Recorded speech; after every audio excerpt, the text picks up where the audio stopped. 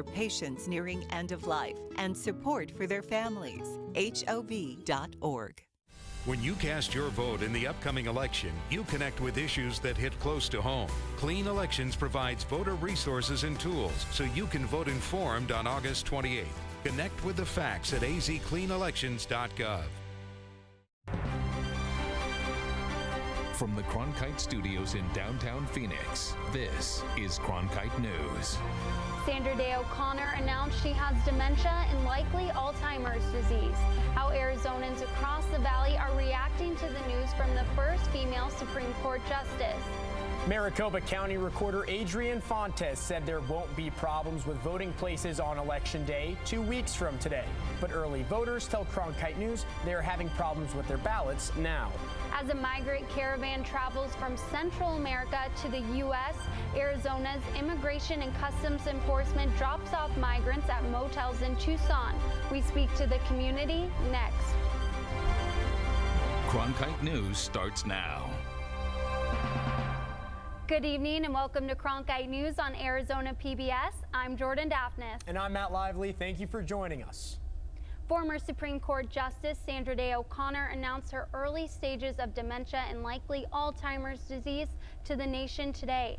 Cronkite News reporter Jimmy Jackson talked with the judge who knew O'Connor about her impact here in Arizona.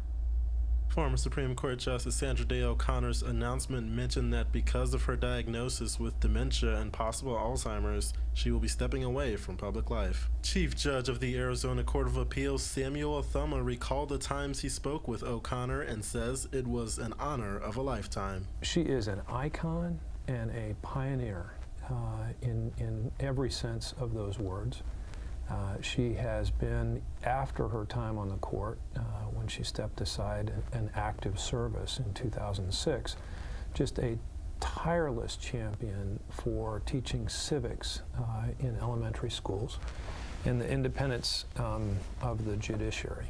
Today's announcement brings awareness to the disease, and the Alzheimer's Association tweeted a thank you to O'Connor for sharing her diagnosis. Alzheimer's research is the least funded chronic illness in the U.S., according to the association. Alzheimer's and Parkinson's disease researcher Edward Afori says brain diseases are increasing and money is needed to tackle the problem. Getting more funding is definitely important so that we can solve in these situations, not only perhaps lead to a cure, but also treatments and rehabilitative measures for people that have these chronic diseases. Judge Thuma fully supports O'Connor's decision and says he knows that it was a hard one. My thought would be to keep her and her family in our thoughts as they continue to progress and deal with this disease that's affecting them in ways that I can't fully appreciate, but I sure wish them all well. Alzheimer's would not be new to O'Connor, as her husband lost his battle with the disease in 2009. In Phoenix, Jimmy Jackson, Cronkite News. O'Connor was the first female justice appointed to the Supreme Court. Before that, she was a judge for the Arizona Court of Appeals, as well as a member of the Arizona State Senate. Former Supreme Court Justice Sandra Day O'Connor had a major impact, having grown up in the Phoenix area. The ASU Law School bears her name, and so does a local high school. Maricopa County Recorder Adrian Fontes said there won't be major problems at the polls like the primary elections back in August. He told the Maricopa County Board of Supervisors last night they will be implementing changes to prevent errors, including no outside contractor, training for poll workers, and real-time monitoring. He's encouraging voters to go to the polls early or mail in their ballots early. More than 500,000 Arizona voters have already had their ballots received by the state. That's according to the Arizona Secretary of State's office. About 45% of those early ballots were registered Republicans, about 32% were registered Democrats, and 22% of the ballots were designated independent or other. A top analyst at the Secretary of State's office says he expects the total number of voters in the election to surpass the early estimates of 2 million statewide. Meanwhile, some voters are reporting problems they've had retrieving their early ballots. Voters have also reported other problems pertaining to their ballots as well.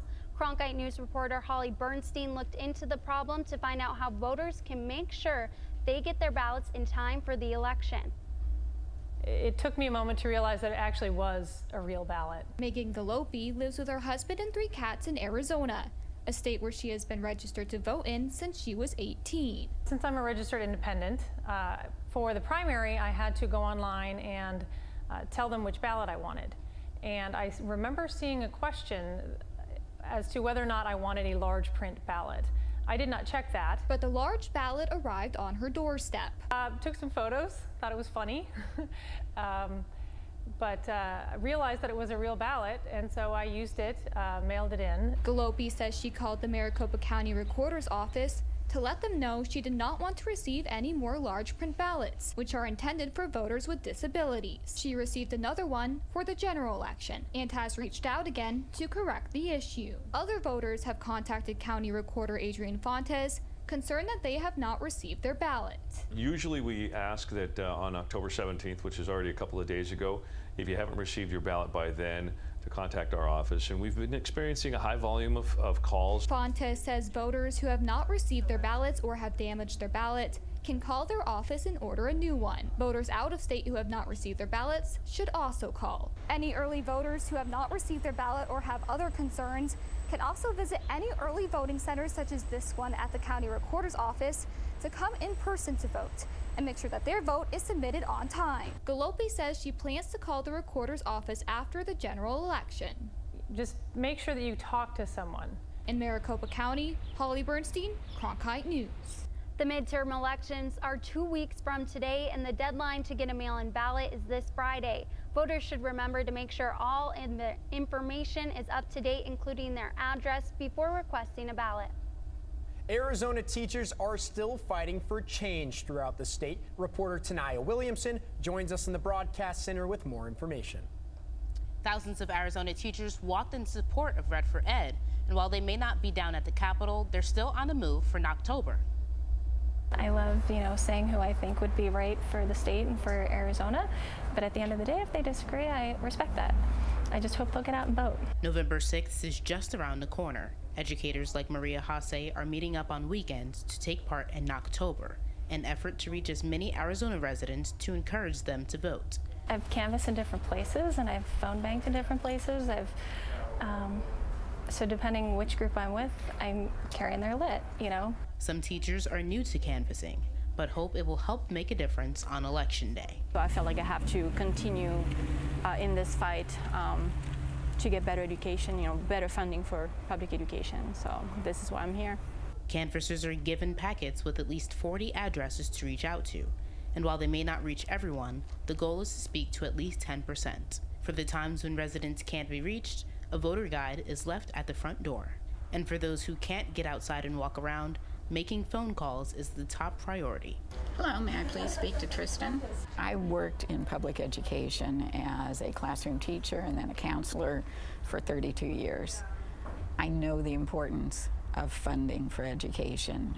Linda Somo is glad to do her part in reaching voters for the November election. Volunteering, reaching out on campaigns. She also feels that as residents, it is up to us to work towards making a change. Get out and vote, everybody who is qualified to vote. And the second thing is to do some research on the candidates and elect people who are actually going to do what's necessary to move Arizona ahead. Knocktober is not just a weekend activity. The Arizona Education Association sets up opportunities for people to canvass every day of the week. In the broadcast center, Tanaya Williamson, Cronkite News. Less than a week after President Donald Trump came to the Valley to endorse Republican candidates, including Governor incumbent Doug Ducey, his Democratic challenger David Garcia looks to Vermont Senator Bernie Sanders to boost his support. Garcia introduced Sanders at the rally following an appearance by Democratic Representative Raul Grijalva. Sanders targeted young voters at the rally, encouraging them to get to the polls ahead of the election. Our job in 2018 is to have the highest voter turnout in American history. Sanders was in Tucson this morning and is holding a rally at Arizona State University's Tempe campus this evening. A migrant caravan is making its way up to the U.S. from Central America. But what is happening to the migrants already here in Arizona?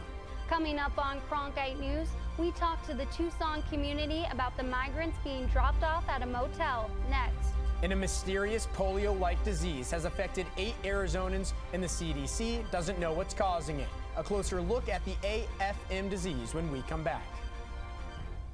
I'm Judy Woodruff, anchor and managing editor of the PBS NewsHour.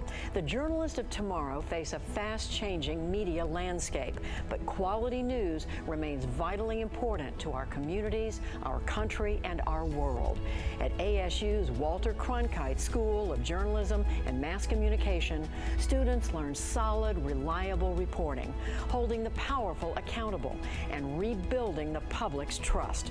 The Cronkite School and Arizona PBS, preparing the next generation for a stronger future of journalism. As journalists at Cronkite News, we report on stories that matter to you by focusing on the local impact. We dig deeper and work tirelessly to keep you informed. Live in Wickerburg. Live in Los Angeles. In Cleveland. In Washington. In Louisville. From Jerusalem. Live in Philadelphia. From around the world to right here in Phoenix. At Cronkite News, we report the facts and stick to the truth.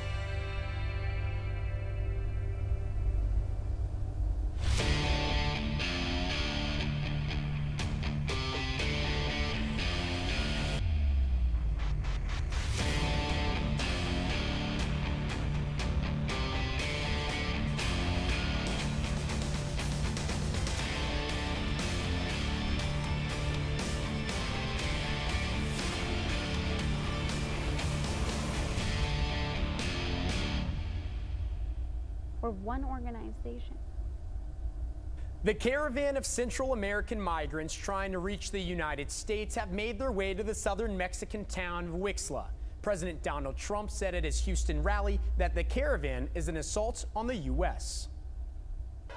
I think the Democrats had something to do with it, and now they're saying, I think we made a big mistake, because people are seeing how bad it is, how pathetic it is, how bad our laws are.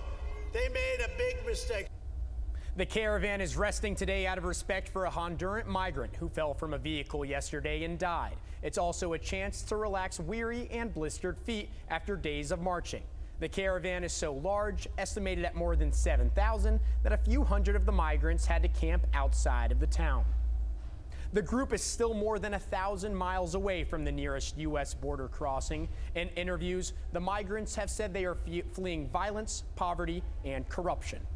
Meanwhile, there are many other undocumented migrants who are crossing into the United States and presenting themselves to Border Patrol seeking asylum. Within the last few weeks, Immigration and Customs Enforcement has been dropping off many of these migrant families in different locations throughout the state.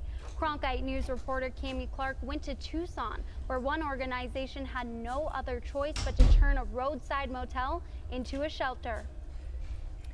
Many of the charities that normally step in and help in this kind of situation say they're overwhelmed by the number of migrants being dropped off by ICE authorities. Both of the men we spoke to asked that their full names not be used after just arriving to the motel, located on the south side of town. One room has been turned into a makeshift hospital. Here, they separate donated clothes depending on size and who it's for. And in this one, they make pupusas that are a staple of Central American food. This Tucson motel has been transformed into a welcome/processing center for hundreds of undocumented immigrants. Catholic Community Services rented the motel after its church facilities didn't have enough capacity. Now it's these rooms the migrants are calling home after surviving their journey into the United States. Desde el primer día sentimos miedo. En camiones va sobrecargados uno tras otro y mucho peligro. Most of the migrants staying at the motel are from Guatemala, and that includes many families with small children. Ahora al venir acá y nos damos cuenta de otra realidad porque ya con el GPS pues dicen que no tenemos permiso de trabajar. Es muy duro, en primer lugar, dejar uno a su familia y emigrar para acá, lo que es los Estados Unidos. En primer lugar, uno se encomienda primero a Dios y luego y luego para poder ver si uno logra llegar. The motel is staffed by volunteers as migrants continue to get dropped off every day. Tucson City Councilman Steve Kozachek has been collecting donations and says that the drop-offs are a coordinated political move by federal authorities. Because it's great optics, it's a great narrative right at the beginning of an election cycle to say we are being overrun on the border by these illegals and we have to elect strong border candidates. In the meantime, the migrants keep coming, risking it all, they say, because of criminal gangs, the domestic violence, and non-existent employment back home. Cuando salí de Guatemala yo no tenía ningún centavo, ningún quetzal. Lo que hice fue hipotecar mi casa. Uno se viene con la ilusión de trabajar, con la esperanza de sacar a la familia adelante y de que vamos a poder tener la oportunidad de un empleo, pero en la realidad se ve difícil. Cronkite News specifically asked ICE about Councilman Kozachek's allegations. They did not respond to our question. They did say, however, they are simply abiding by the Flores Settlement Agreement, which requires federal authorities to release undocumented immigrant children in detention without unnecessary delays. From the Broadcast Center, Cammie Clark, Cronkite News. A disease similar to polio is affecting some kids in the state, but the CDC doesn't really know what's causing it. Coming up on Cronkite News, a look at the mysterious illness called AFM that is paralyzing children when we come back. We have seen quite a bit of isolated storms going on in the eastern half of the state, but I'm going to be talking about when these storms are going to start to calm down later this afternoon. Coming up next on Cronkite News. Indeed, there will be more plastic in the ocean than fish. Before Professor Halden, I had an insane amount of passion, but I almost felt helpless because I didn't know how to use it. Professor Halden gave me a chance to make a difference. Being at a place like ASU allows you to take these big leaps. Ultimately, the biggest problems in the world cannot be solved alone.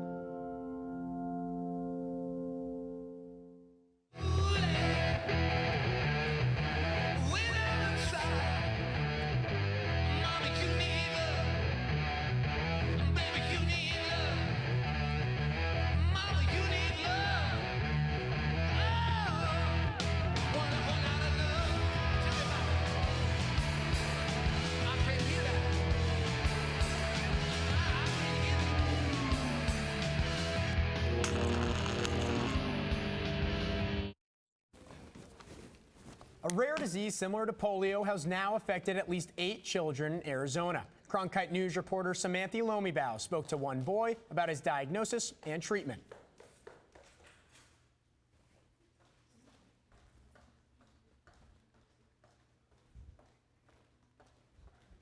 The day that it happened, he woke up normal. 10-year-old Talon Spitzer went to school, even though he had a shoulder and chest pain, came home, and that night, Rochelle Spitzer asked Talon to get ready for bed and to bring his dirty clothes upstairs.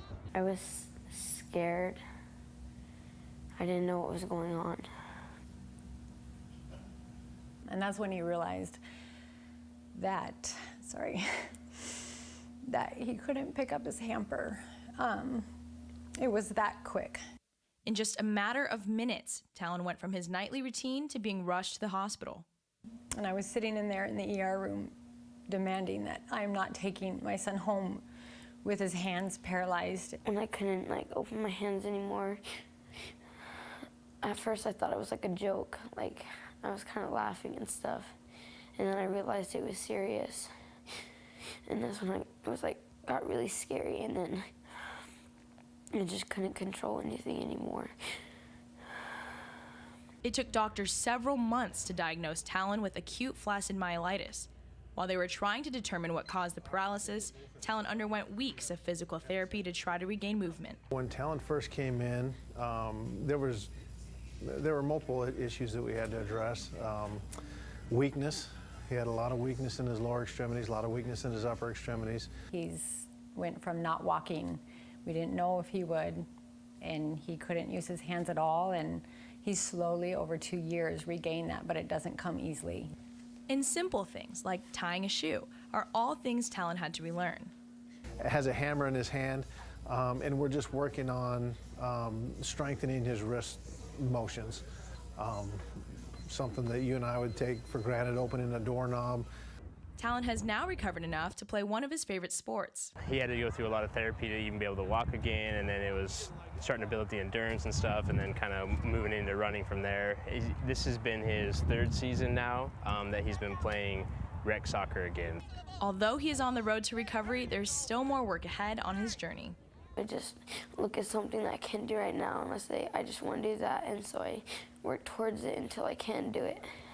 According to the Centers for Disease Control and Prevention, AFM may be caused by viruses and environmental toxins, with most cases being found in children. In the Broadcast Center, Samantha Lomibao, Cronkite News. Mexico is bracing for Hurricane Willa, an expected Category 3 storm that's on track to becoming one of the strongest storms to hit the region. Willa is expected to hit Mexico's west coast with high winds, heavy rainfall, and a powerful storm surge that could be life-threatening.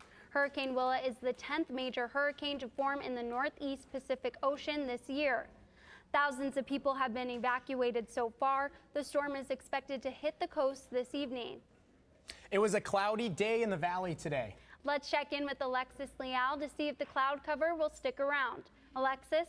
Good afternoon, everyone. Yes, another cloudy day here in the valley. It's 82 degrees right now here in Phoenix, hitting a dew point at 61 with winds blowing 17 miles per hour. And we will continue to have isolated storms throughout the valley today for the next couple of hours. For the next 8 hours, we are going to be 76 degrees by 8 p.m.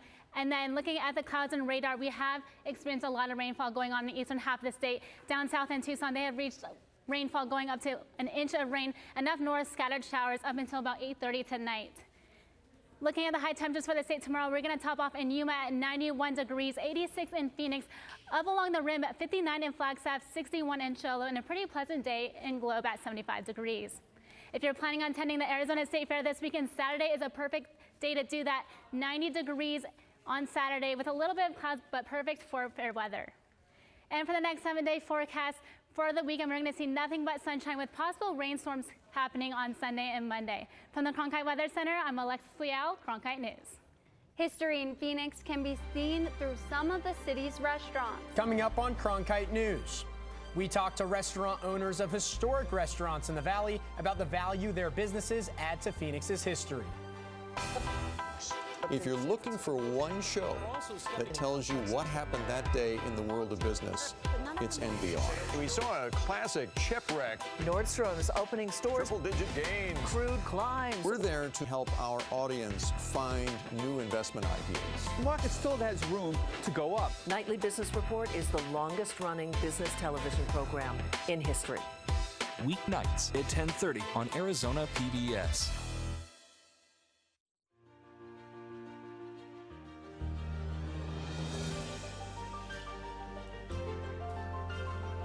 Officially from 36, and he hooks it in.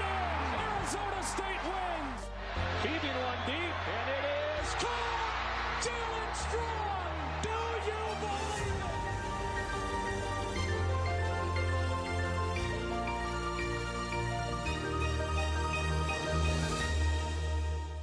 I'm Matt Berry, ESPN Sports Center anchor and graduate of ASU's Walter Cronkite School of Journalism and Mass Communication. With its bachelor's and master's degrees in sports journalism, the Cronkite School is preparing the next generation of sports journalists to tell stories that matter, stories that excite, inspire, and inform. Cronkite immerses students in covering sports at all levels in one of the country's top sports markets. It's this hands-on experience under the guidance of award-winning sports media veterans that shape the top journalists of tomorrow. Phoenix restaurants rooted in history rely on loyal customers and an appreciation for the past. That's a fact highlighted after a downtown staple closed its doors after 9 decades. Reporter Charisma Sandoval shows how longtime businesses leave a lasting impact. Longtime Phoenix restaurants often mean much more than a place to eat. One customer mourned the closing of a restaurant she and her husband often visited.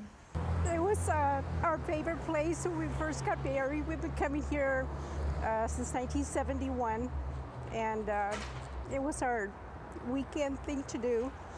And, you know, he has since passed, so it holds a lot of memories. Sing Hai Chop Suey House closed its doors in downtown Phoenix after 90 years. Jonathan Larkin, a frequent customer, said he waited more than an hour to have one last meal there. For me, as a former legislator, I received one of my first endorsements here, and I just want to come back, say goodbye. Michelle Dodds, Historic Preservation Officer for Phoenix, says the city values the historic touch restaurants like these bring to the community. There's a real appreciation, more so now than ever, for a property that offers something unique, something that has a history, something that's just not some cookie cutter thing you could see anywhere in the U.S. Some restaurants preserve history in a different way with a historic building. A pharmacy that opened in 1929 has been turned into a diner where customers can sip drinks from a soda fountain. We decided we wanted to buy McAlpine's because we didn't want to see it close. The previous owner was going to auction everything on eBay, and we just felt it was such a piece of American and Arizona history. It was really special. But restaurants still may fall to the bulldozer. I think it's just the way the city's progressing and, new businesses coming in and, the tall buildings and hotels and all the venues that are going on around here. So I think it's just, changing with times. In Phoenix, Charisma Sandoval, Cronkite News. Other longtime restaurants that have closed their doors recently include Tom's Tavern in downtown Phoenix after 87 years. But others, like homegrown Carolina's Mexican food, founded in 1968, are still turning on the burners.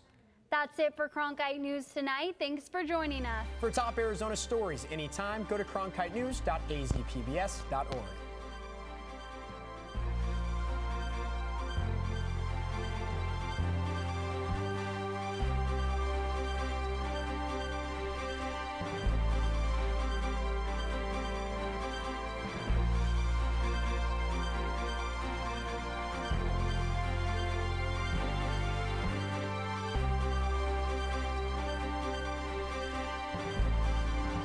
Support for Arizona PBS comes from viewers like you and from Deanne Griebel, now with Moores & Cabot Investments, serving investors since 1890, proudly supports quality programming on 8 Arizona PBS, 480-725-9602.